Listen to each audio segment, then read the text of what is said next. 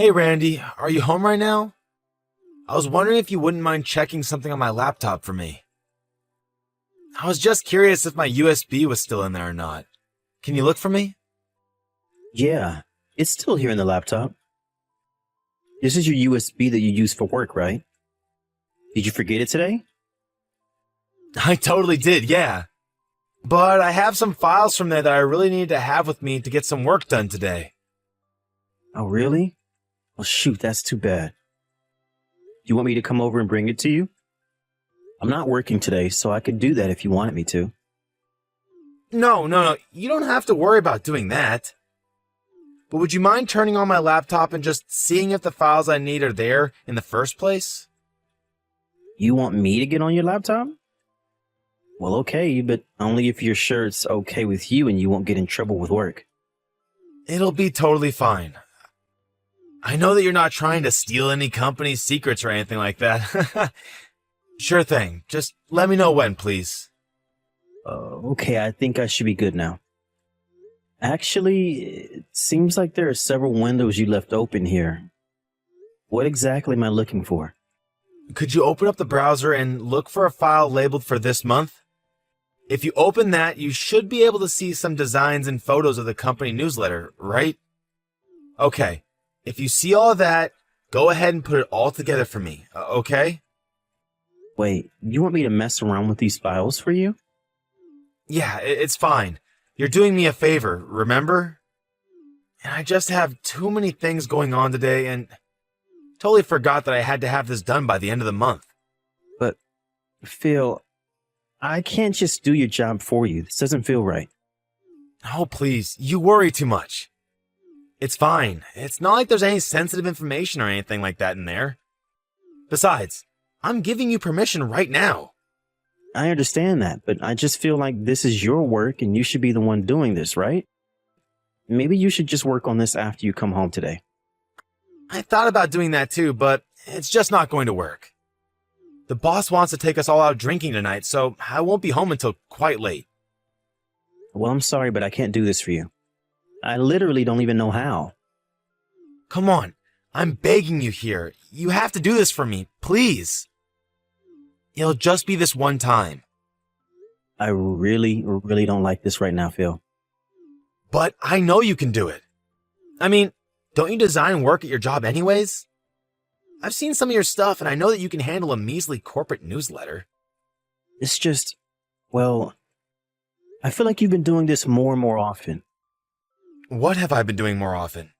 What do you mean by that? I mean, the way that you're asking for all of these favors from me, I feel like you're just asking me to do things that you don't want to do. You really think so? I do. In fact, the last time you had a business trip, you asked me to pack your bags for you. And every day you've asked me to prepare your work clothes too. Not to mention the fact that you'll buy new appliances and leave them in the box for me to figure out how to set up. If you really didn't know how to do some of this stuff, that might be another story. But even then, you should just be able to look it up. Wait a second. Are you mad at me right now? You're the house husband. Those are clearly your job.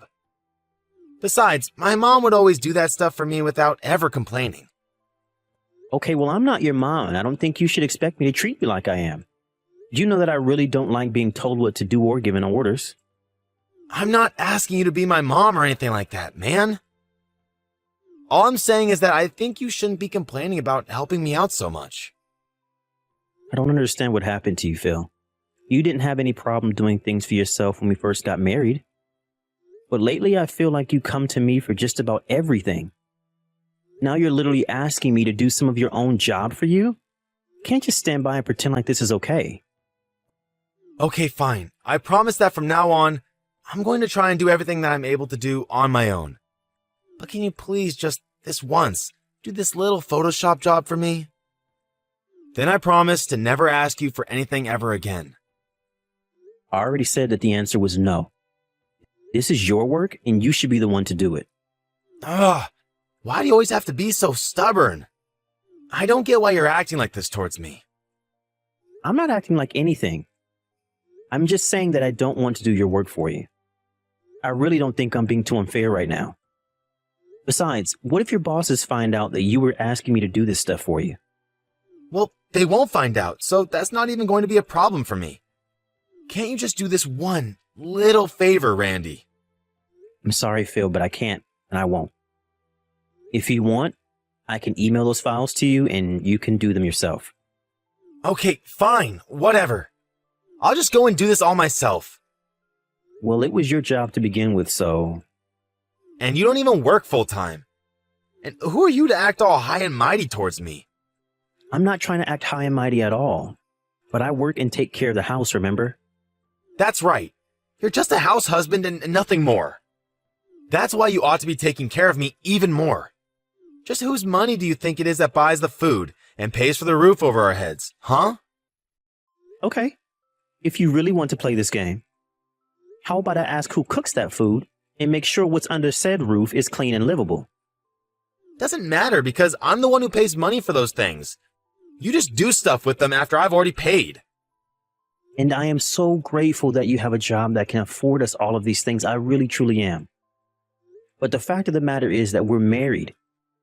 We're a team, and things would cost money whether we liked it or not. But right now, we're combining our powers, and that's how we agreed to live. But you're not doing your fair share. You're not helping me when I need it.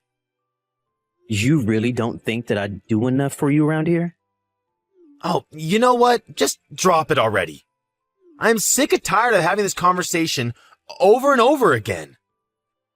Hey, Randy, did you finally remake dinner for me? Nope, and I still haven't done that yet. Wait, what? Are you kidding me? Just how much time is it going to take for you to recook a lousy meal? Just what have you been doing? Well, I'm just about to hop in the shower, actually. You're about to get in the shower while your poor husband starves to death? Did you seriously just ask me that? Are you going to pretend like tonight didn't happen? You took one bite of what I had prepared for us to eat and got so upset that you dumped your bottle of beer on me. You complained the whole time that it wasn't as good as when your mom made it, and then you left and said that you weren't coming back until I had remade the entire dish. Well, it's not my fault that you don't know how to cook well. You should have learned what I like by now. I don't buy that. You haven't had any problems with the food I've made for you in the past. So what's changed so suddenly, huh? It's not a sudden change, Randy. I've always felt this way. I just never said anything about it until now. But the fact is, you've never been a good cook and all your food tastes so bland. I really don't know how that could be, since at this point I'm putting in at least double the seasoning that your mom uses in her recipes. If you have a problem with my cooking, then it's your mom's recipes that you have a problem with. That isn't true. I know what my mom's cooking tastes like, and it's always so good and rich with flavor. Maybe it just tastes bad because the person cooking it doesn't appreciate me enough and is always on my back for the smallest things. You mean the things that you're always dumping on me to do for you? It's not like I want to be complaining to you about these things. I'm only giving you things that I know you can handle. I don't get why you're making such a big deal over this. I mean, I'm the one who works, so you should support me. Isn't that fair? And just why do you think that you having a full-time job entitles you to whatever you want from me? There are things that you need to do, and you should stop sloughing them off onto me. I mean, you come home and do nothing but lie on the couch while I run around maintaining everything. Where's my support? Well, I'm tired from work when I get home. I understand that I may just work part-time, but I'm basically on call around the clock at home. You realize that, right? All you have to do is point or grunt for something, and I'm more than willing to grab it for you. Even though you're more than capable of doing things yourself, you still have me to do every little thing for you. Oh, please. Don't even try to compare some little household chores to what I do. Honestly, how did you ever talk me into letting you be the house husband? Why do we have to repeat this conversation over and over again? For the last time, I am not your mother, and you have to stop treating me like her. Got it? You know what, Randy? I don't think you understand how married life is supposed to work. And just what is that supposed to mean? I mean that I work so that you can live, okay? You don't have any right to talk to me like this. Are you kidding me right now? What has gotten into you, Phil? I mean that you don't get to boss me around. I wear the pants in this relationship. You're acting just like the women that the other men in the office always complain about. So entitled and needy. I'm the one who feeds you. I'm the one who houses you. And you need to remember your place. So when I tell you to do something, you do it. Of all the... I literally don't even know what to say to that right now. You never used to be like this. Of course I have. I've just always held back what I wanted to say. But I can't do that anymore if you're going to act like this. Now, you get back in the kitchen, remake my dinner. If you don't, then this marriage is over. Hey, Randy, I'm heading home now. Oh, really? Is that all you've got to say to me right now? I thought that I finally talked some sense into you last night, and now you're taking up an attitude with me again? I'm not doing anything like that at all, Phil. You better not be, for your sake. So, is dinner ready yet? I won't let it slide if the taste isn't perfect. Oh, don't worry. I'm already leaving. If you want dinner, how about you go and ask your mom to cook it for you? I'm sure she would love to dote on her son. I mean, just that. I've packed up my bags and my parents are going to come and pick me up soon. Wait, hold on a second. What did you mean about my mom? Right. Well, I told your mom that I was going to be moving out, and she was actually overjoyed to hear that. She said that she wanted to move in with you right away and that she was going to cook for you every day from now on. So now you'll be able to enjoy her cooking and never have to suffer through my bland meals again. No, hold on. Why are you doing this? I don't get why you're leaving. You said so yourself, right? If I didn't want to do what you wanted me to do, then we would get a divorce, right? But I wasn't really serious about that. If you weren't serious about something like that, you shouldn't have said it in the first place. But you said so many terrible things that I just reached my limit and I called your mom over. Can you please just tell my mom to go back to her house? Where'd I go and do something like that? You know exactly why I don't want my mom here. If we're breaking up, I can't have my mom living with me and cramping my style. And I hate her food. But if I ever don't eat it, then she starts to cry and say that I hate her. But I don't understand. Up until now, you've been telling me that I should be more like your mother. You've been comparing my cooking to hers and say that I've been the one making mistakes. Well, that wasn't true. Which part of it wasn't true, Phil? Look, can you please just tell my mom to turn around and go back home? I'm just really tired from work and I don't have the energy to deal with her right now. I don't know.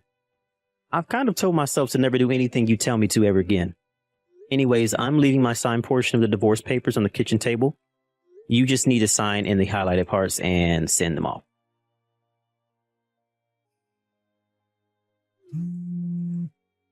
Randy, are you there? Please come back home. I really miss you.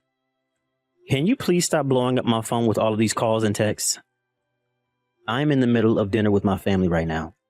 Please, I'm so sorry. I was acting like an idiot.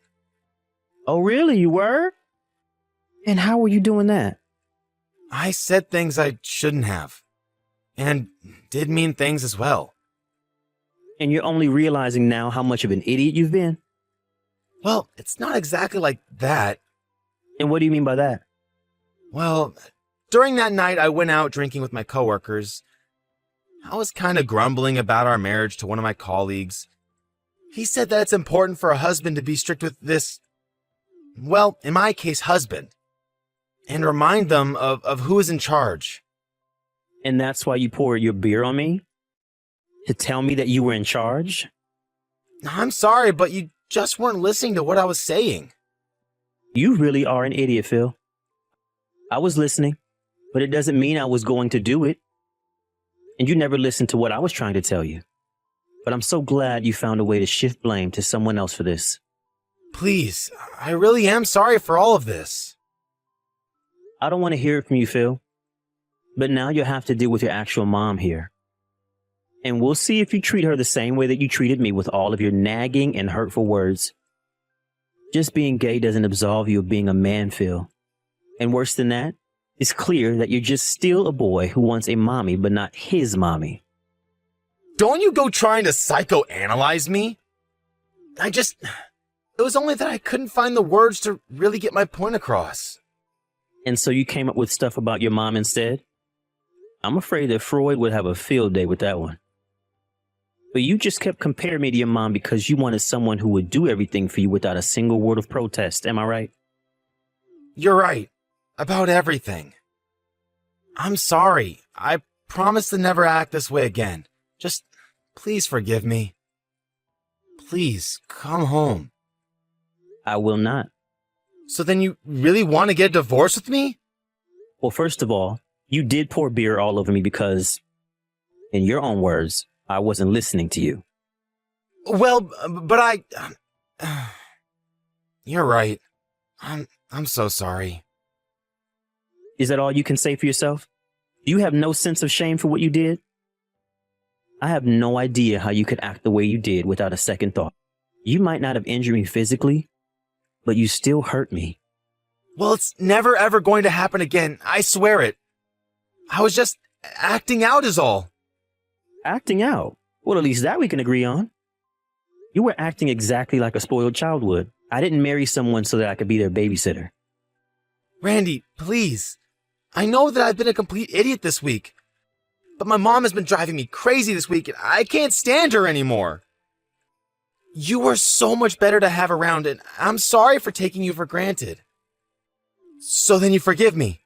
You'll come home? You did, but I am not about to just forgive you for all of that. But why? I said that I'm sorry. I apologized, didn't I? I told you that you needed to start handling more of your own business.